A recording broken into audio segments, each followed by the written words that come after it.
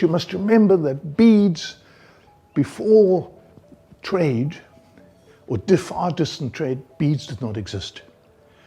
Color was something that linked you directly to nature. It was the flowers at this time of the year, it was the fruits at that time of the year, and suddenly these things turned up. These little seeds, still called seed beads, that had color that lasted forever.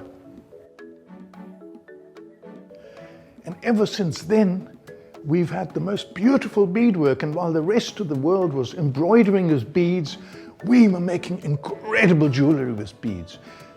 Beads that spoke, and that you can still find everywhere. The language of symbols, of color, later on of letters. It's wonderful, and it's still being made all over the place.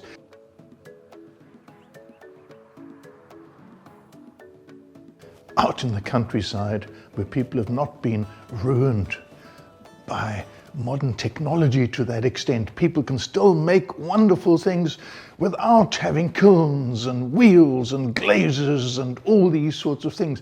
People who still honor their craft, people who are still celebrating themselves, people who are still surrounded by those values that we should all hold so dear.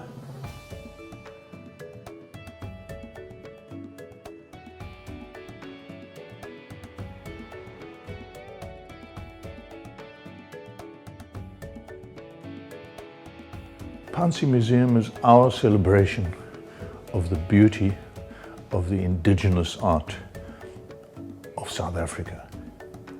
Starting in KwaZulu-Natal, where we come from, and where we did our first explorations, where we searched and we came upon these most beautiful objects that we started collecting for about 40 or 50 years now.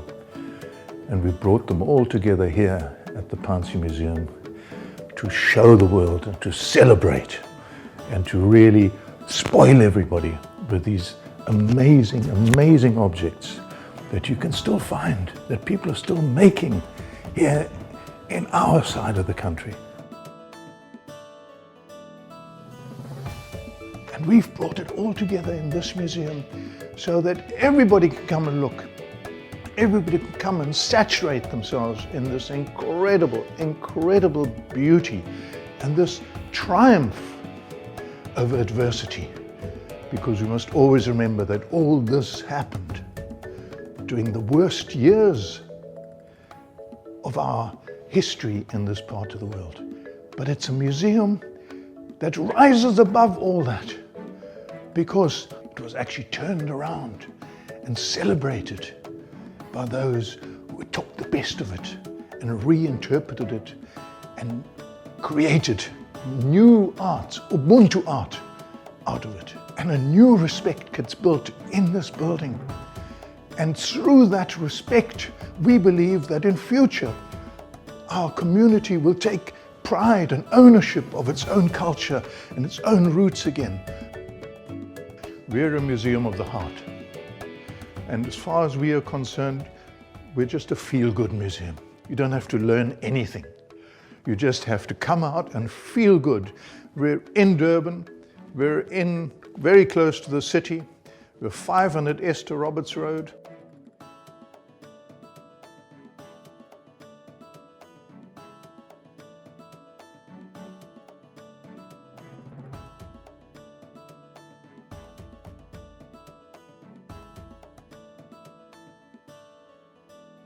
Where in the world do you still find a situation where people remember how to make these things, where people remember how to create beauty, people who actually live, make things, use their gifts to actually be human and to indulge themselves in what it means to be human?